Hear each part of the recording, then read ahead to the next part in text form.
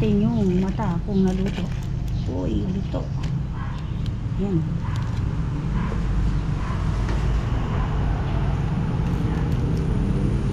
Ayan ang ating pinaputok na bangus. Samahan nyo ako magluto mga kapudi. Let's go! Good morning po mga kapudi. Update po sa ating buhay-buhay sa araw-araw. Ayan, ang dami nating lutuin ngayon. So yung nakuha ko kahapon na, ewan pa kung anong tawag dito, eto pa. So sana ngayon magluluto ako ng munggo. Kaso nagpunta po pala si nanay sa palengke. Kasi nga po mayroon siyang binabaksakan doon ng burong kanin na ginagawa niya. So ito pagdating niya ngayong umaga, kaya ng madaling araw siya umalis. So may dala siya nitong salay-salay na maliit. At saka bangus. At ito, tilapia. Marami nga naman tilapia. Buhay pa nga yung iba, gumagalaw pa ito. Buhay pa. So sabi niya gusto ko raw ba ulit ihaw. Ayan. Pinag-iisipan ko pa nga po kung iihaw kasi may mga sinampay po ako baka mag-amoy usok or pwede naman dito ako sa may harap ni nanay mag-ihaw. Ayan o, buhay na buhay pa. So ayan, malalaman ko kung anong gagawin kong luto. Pinag-iisipan ko pa. Pwede naman kasi ipirito tapos mura naman ang kamatis sa sarsyado ko. Kaya lang, ang ginagawa ko po pag sarsyado, binubukod ko po ng lalagyan yung ginisang itlog at kamatis sa piritong isda kasi yung mga bata mas gusto po yung gano'n, nawawala kasi yung pagka-crunchy ng isda pag pinrito. At ito, meron tayo ditong pechay at tokwa, tsaka itong ayan, pinato yung hipong maliliit at igigisa ko. So sabi ko nga pwede naman titipesa yung ibang tilapia ng may sabaw. Kaya na pagka medyo may sabaw yung ulam, hindi pa ganong pinapansin dito. Maliban na lang kung hindi ako magluluto ng ibang putahe. At yun lang. So ito, iluluto ko to sa may kamyas. Yan. Tapos, ayan, ito yung isa. Iluluto ko yung langgulisa. Pero ito, hindi pa naman kasi nakapagluto na si Mister. Maris na siya kasi ano siya. Mag-aalalay siya, maglilitsyon siya, magpipihit siya ng litsyon sundo sa kaibigan niya. So ito, kumbaga ito lulutuin ko lang ng hindi mangamoy pero hindi pa siya diretso pirito. Yan, nilagyan ko lang siya ng tubig, ginugasan ko, tsaka ako nilagyan tubig, tsaka ako hinugas-hugas. Kaya kita nyo, matutuyo na yung kanyang atas.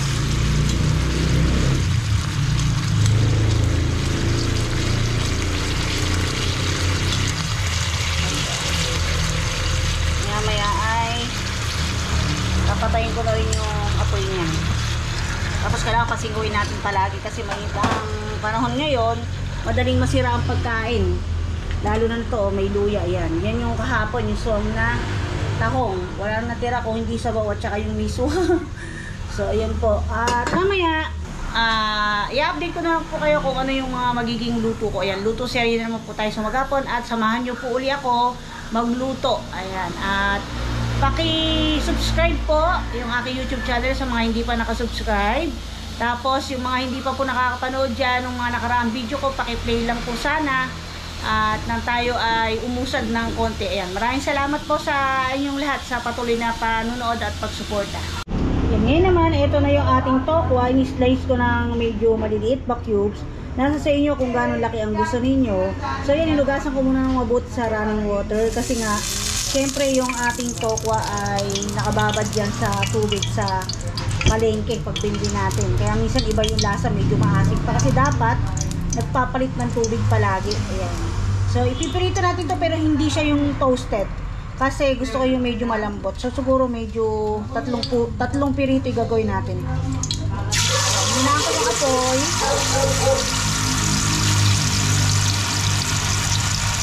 Saka natin ngayon lalakasan mamaya kasi baka tumalsik na naman eh. Ito kasi napirito ako kahapon ng ating bangus ay na napalsikan tayo ng mantika. Napakasakit kaya mahirap yung mga gano'n. Yung niluto ko po kahapon na na biscuit na bangus. Flex ko lang sa inyo. Ayan o. Ayan. Ito naman yung dati. Medyo magaling na. Ito naman yung bago. Ayan, buti nga hindi naman siya masyadong pasong-paso. Siguro dahil umeri yung mantika, medyo lumabig naman ng konti. Kaya mahirap talaga yung pagpirito. Kaya lalo na yung mga matatrasik na isda gaya ng hito. Yan. So yan, medyo lang sa natin apoy. At haluin na natin yan mamaya pagka medyo sa tingin natin hindi na siya madikit. Para hindi siya matoasted mabuti. Kasi gusto ko po yung malambot-lambot ng konti pag pinakain sa gulay, hindi yung toasted na toasted. Pag kasi toasted siya, masyado na siyang matigas kainin. Yan, dahan-dahan natin siyang iaangat sa kawali para hindi siya maduro. Kasi naman medyo brown na yung gilid.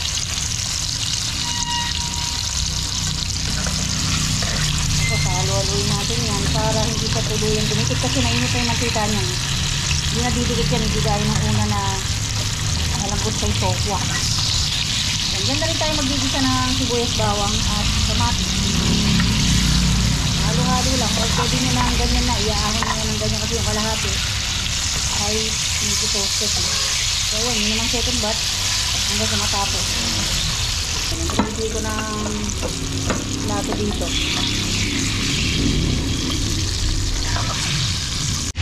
Ito na yung last batch natin ng tokwa at magbabawas tayo ng mantika. Dito na tayo mag-iisa. So, bala ko sana lagyan ng bagoong sa pag-iisa. Kaso, yun nga kung panahog natin ay yung pinatuyong hipong maliliit. Tapos may isang pirasong hebe. Okay na po yun. Yan na lang natin ng ginisa para dito tayo mag-add ng patis.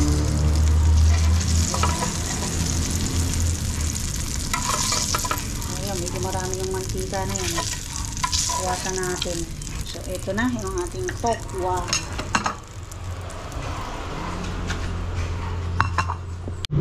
Lagay na natin yung sibuyas bawang, dalawang sibuyas na puti at isang buong bawang yan.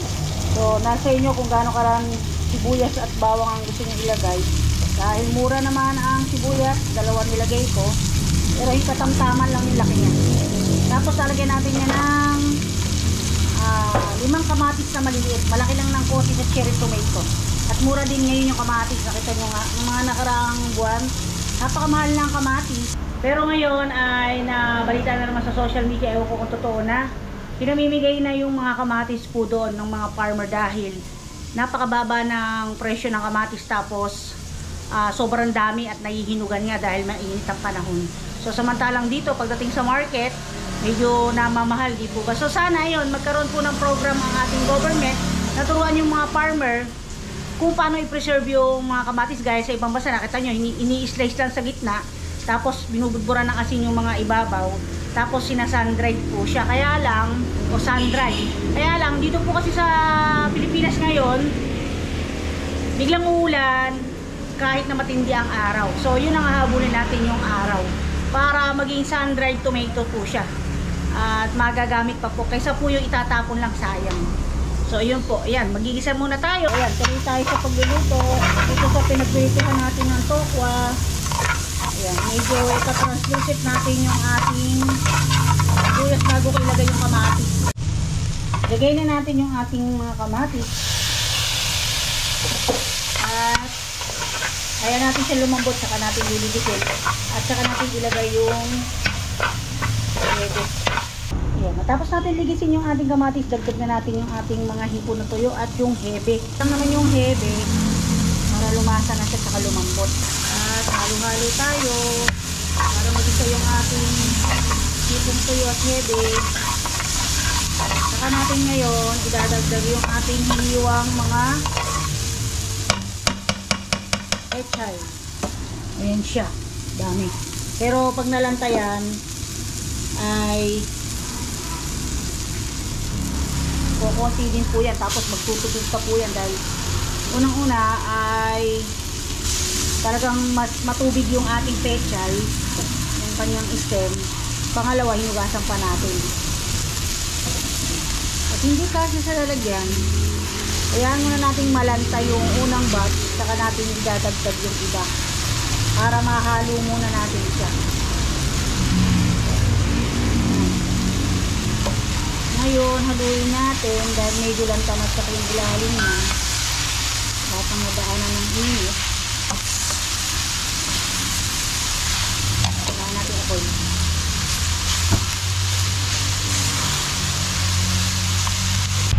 Yan. Pansin nyo, medyo nalanta na yung naunang nilagay natin at medyo nagtutubig na siya. Hinaan ko yung apoy, mamaya uli natin lalakasan yan.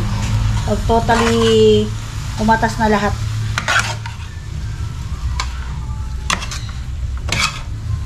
Ayan, gilid muna natin ito. Tsaka natin i-add yung mga natitira. Para ipaiilalim natin yan sa mga nalanta na. O naluto na. Nalanta sa init.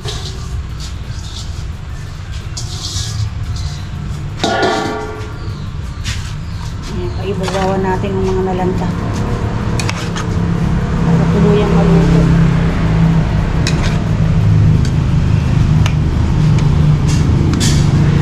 At mag-a-add ako dyan ng konting gulisa mix.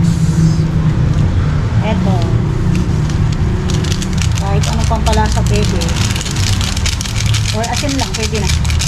Matira lang ito dun sa ginamit ko nung sa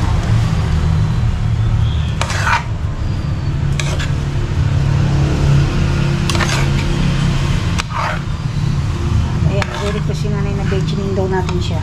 So, lang. Mag-add daw ako ng konting veggie. Yan, konti lang. Kung may ayaw na may veggie, okay lang yan. Ayun, hayaan natin siya. Halo-halo lang.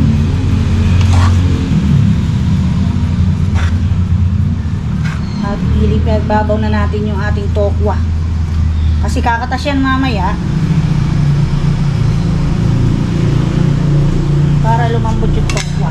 Mag-adjust tayo mamaya ng alat. Kung kulang pa siya sa alat, mag-add tayo ng konting asin. Pero kung sakto lang, ay okay na. Di baling matabang, huwag maalat. Kasi pwede tayong magdagdag ng pampa-alat. Mahirap po kasi mag-adjust pag maalat na. So, takpan natin yan para tuluyan siyang maluto. So, ayan lang natin siya sa loob ng 3 minutes, tsaka natin habit. Takpan natin.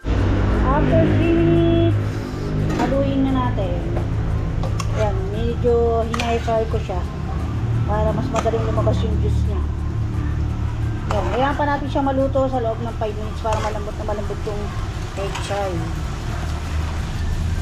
Ngayon, dahil lumabas na yung katas niya sa high fire at hinalo ko na, pwede ko na siya ngayon low fire at yun, ayan natin sa loob ng 3 to 5 minutes pa para lang yung tuluyan na magot. Ngayon, kaya ko yung low fire para mapanatili lang niya yung juice niya dyan sa katas niya at nang hindi siya madaling matuyo. Ngayon, asikasuhin naman natin yung ating iihaw na isda.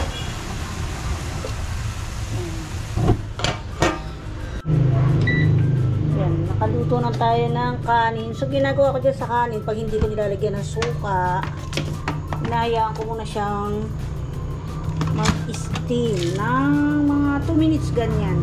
Kasi, pag nakakulob yan, lalo dito sa pressure cooker na rice cooker, yun yung naging cause din ng pagkapanis.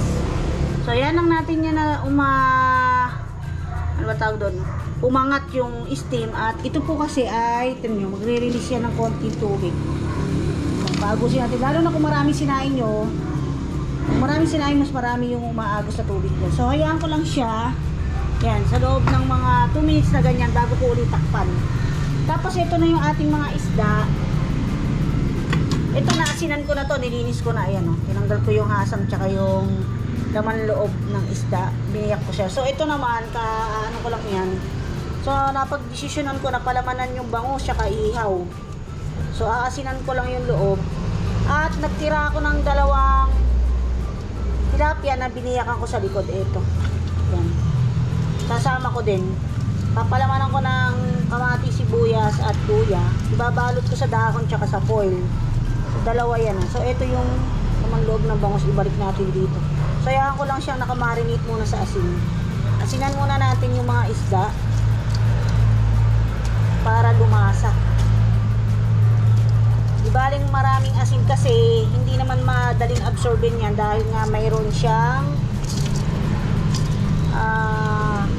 ano ba tawag dyan? Kaliskis, hasang tuloy yung masasabi ko. Linis ko ng mabuti yan. Tsaka tingnan nyo, pag maglinis ko yung tilapia, kuskusin nyo mabuti yung loob ng tiyan. Kasi may kulay black siya.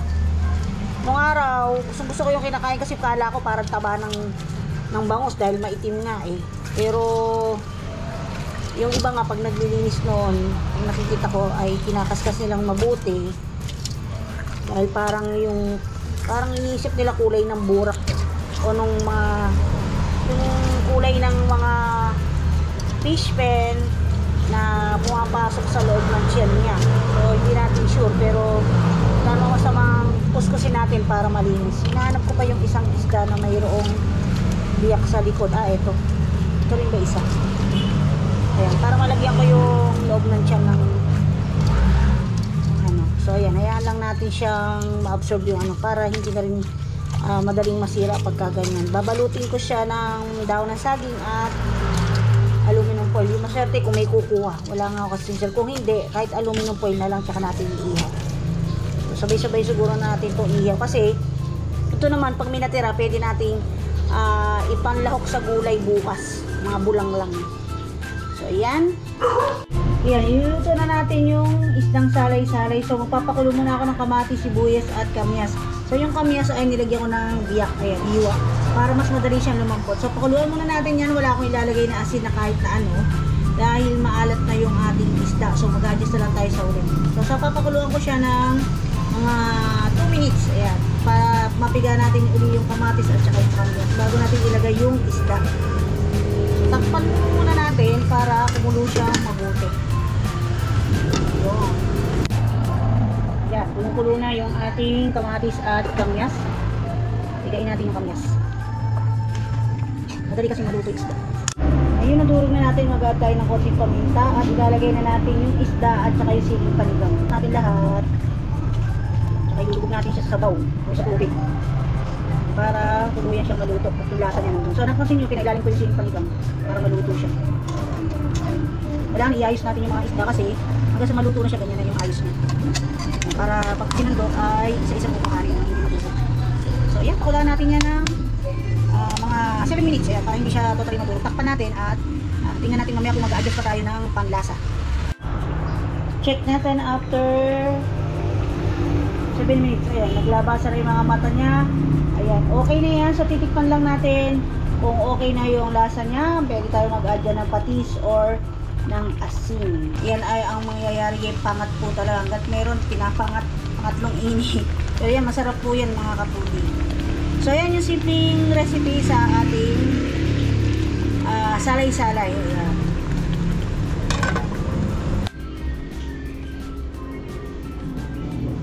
Ayan, bago tayo mag-ihaw mga kapudi, ayan, kakain muna tayo. Kumuha ko ng pechay, tapos itlog at saka konting kanin. So mas marami yung pechay. So ayan mga kapudi, break muna tayo, kain muna tayo. Ayan, bago ako mag-ihaw ng tilapia dahil alam kong aabutin na ako ng tanghali, kain muna tayo ng agahan. Kasi 2 times a day na lang po ako kumain ngayon. Umaga at tanghali, sa hapon din na rin. At sa tanghali minsan di pa ako nagkakanin. So ayan, kain tayo. Marami yung ating gulay. At ito tayo. Lalagyan ko ng supa. Ayan, di pa tayo nakapag-shoutout ano. Kasi po, kaya ayoko mag-shoutout ayoko po may magtatampo.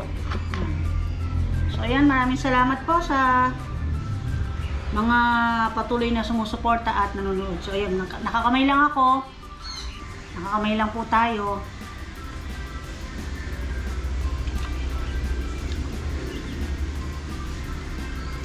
Sarap po yung pechay pag lutong-luto. Ewan ko lang kung merong gusto ng half cook. So yan, para sa inyo mga kudi. Mga po kasi tanghaliin na tayo matapos Artigulado yun. Maghihiwa pa po kasi ako ng palaman para sa isda. Sorry. May laman yung bibig ko yung pusa. Kaya po kumain na ako. Pininitan kasi ng pusa to, yung dahil may tuyo. Pero yun, initsa ko naman yung ulo doon. Hindi naman niya pinansin. Initsahan ko siya ng ulo. Minsan, pag kaya nilang itulak yung pagkain, yung takip, at magaan, na itutulak nila, na ilalaglag nila yung Yung lalagyan, pati yung isda ay nalalaglag. Minsan nakakabasag na sila. So meron naman silang cat food. Ayaw nila totally kainit. Tikim-tikim lang sila. Siguro dahil nasanay nga sila sa amin na minsan merong isda. Ganun. Iyak siya ng iyak. Kahit naman ibigay ko, hindi naman niya kakainin. Diba? Alat. Pakita ko naman sa inyo yung kinakain ko. Ibang katabi ko yung pusa. So ito yung suka. Yung suka na yan po ay halo na nung bigay nung kapatid ni Sir Rick Calma.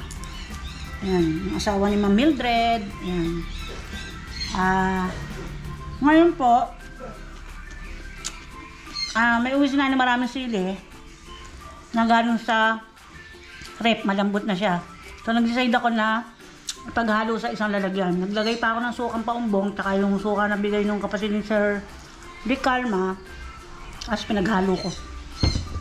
So yan, toasted na toasted naman yung luto ni Mr. ng tuyo. Babad ko muna sa suka para masarap. So wala pa ako sanang planong kumain.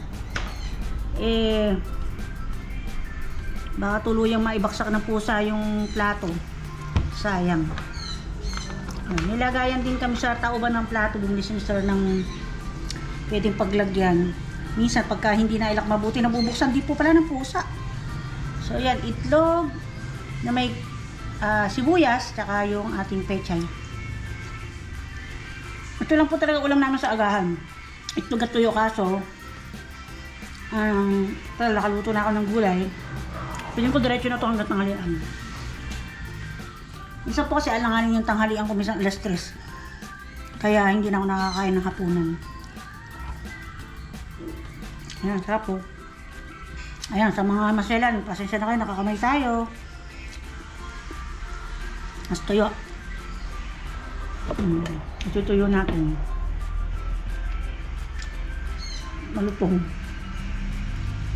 Ayoko po kasi na malutong. Si Mr. gusto para patitinik. Ako po gusto kayo nahihimay.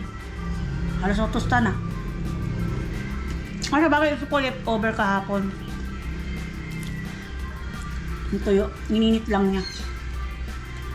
Yan. Tara, kain tayo.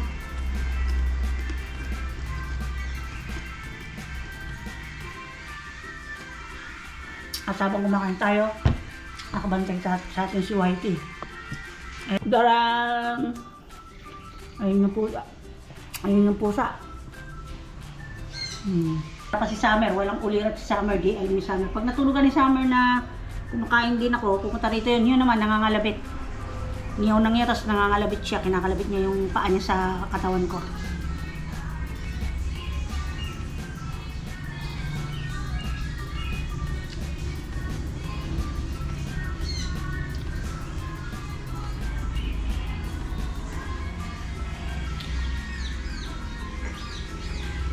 Ang lambot po ng tokwa.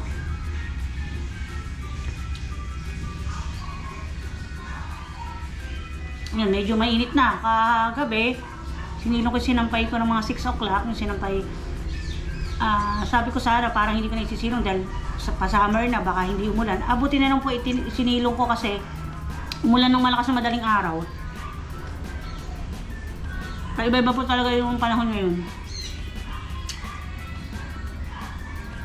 Ano ba kakainin mo? Hindi ka naman kumakain ng tuyo. Ayan o, pang-usap ko siya o. Tadaan! So yun mga puti, tatapusin ko yung pagkain ko. At samahan niyo ako mag-ihaw. Ayan. Ayan mga kaputi, nagpabaga na ako dito. So nasindi lang ako ng plastic tsaka konting styro para mas mabilis ako makapagpapoy. Tapos nung naubos na yung styro plastic, nagtiba ko siya ng konting uling. Ayan, pinainita ko naman tong ating ihawan. So yung ating ihawan, ayan, baka mabasa ko sabihin, ba't gano'n makalawang? Yan po, nilinis ko kada mag-ihaw ako, nililinis ko, ni-steel wool ko. Yung side po kasi na yun, hindi po talaga nalalagyan ng mga iniihaw, yung gitna lang po. So yung gitna, napansin nyo, maitim siya dahil sa oil. So importante pag mag-iihaw tayo, mainit na yung ating bakal na ihawan. Or kahit basta kung ano gagamitin nyo sa pag-iihaw. mainit para hindi dumikit yung isda or your karne. Yan. Sabagay yung karne, nagpo-produce naman yun ng oil, ng fats. Kaya kahit pa paano ay hindi didikit. Pero importante, mainit po talaga. So ayan, hayaan ko lang po siya na magbaga pa. Uunahin ko na muna yung may aluminum foil, yung bangus at saka yung isang tilapia. So nag-decide ako na ibigay kay kuya yung isang ihaw yung tilapia at saka yung papalamanan at saka yung walang palaman. Ayan, 2 piraso. So pagdating niya, pwede na siya na rin po yung mag-ihaw. So ayan, nakapagpabaga na tayo. Iaayos ko lang yan. Ayan, dito sa aking pamaypay, ilagay ko yung bangus at saka yung tilapia. Isa lang natin to. Ayan, make sure na nakatapat yan sa may baga para maluto, kasi yung iba baka magulat, sabihin bakit hilaw yung gawing parte ng, let's say, yung tiyan, yung buntot, hilaw, yung bandang ulo, sunog, kasi po yung baga hindi nakakalat. So ayan, susunod na natin dyan yung tilapia na may kaliskis. So pwede na rin tayo dito maglagay. Iaayos ko lang to mga kaputi para nakapahaba yung ating bangus. Ayan, para diretso siyang maluto. Walay na yung foil, oh. Gawin natin dito. Unahin na muna natin, 2 na yun. Ay, bumuka na yung foil. Sana lang wag lumabas yung palaman. Ayan. Lagyan natin ito ng baga konti, yung bandang buntot. Ayan, basta check natin kung nakakalat yung mga baga-baga ng ating uling. Importante yan para pantay yung luto. Ayan. Ayan, pwede na natin bilingin yung tilapia. Yung tilapia lang muna. Yung bangusok muna kasi medyo makapal yun. Mamaya pa yan. Make sure na nakadagan mabuti kasi baka pumutok yung o lumabas yung palaman sa loob ng tiyan ng tilapia. So talagang magiging pinaputok ang tilapia siya. Ayan. Sarap yan, toyo, kalamansi at saka sili, tapos sibuyas, maraming sibuyas. Ito panalangin ko wag bumuka. Isang biling lang gagawin natin. At sana pag biniling to, hindi lumabas yung palaman. Ibang ko lang dito.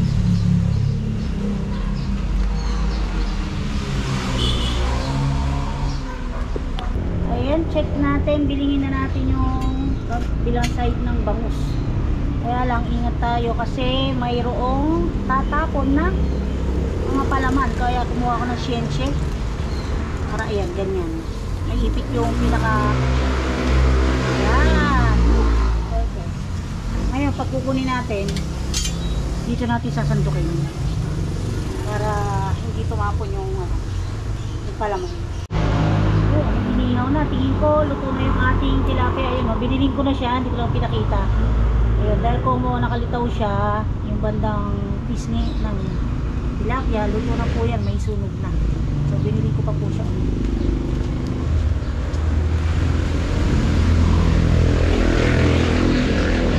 Ihawan na natin. Pwede na tayo magsala ngayon ng walang balot. Yeah. Ilagay sa isang tray. Yun. Hindi na tayo maglagay ngayon ng mga may kaliskis.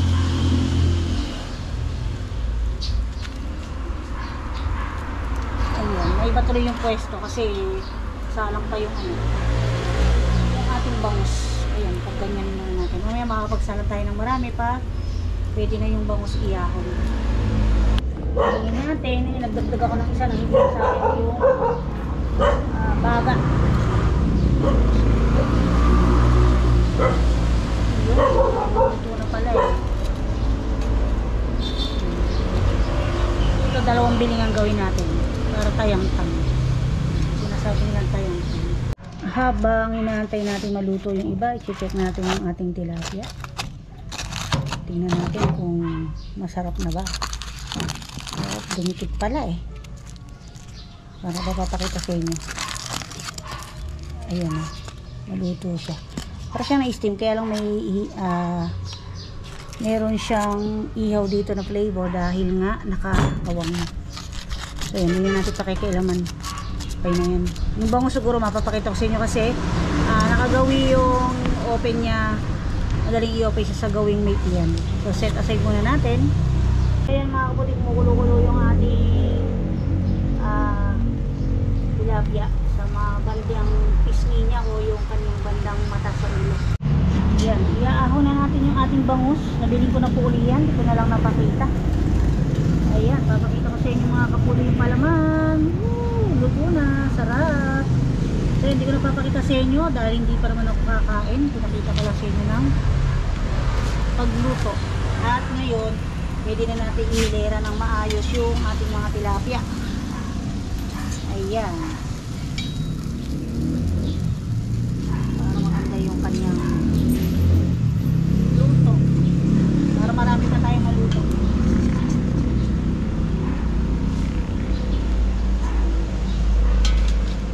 Mamaya, apat tayong sabay.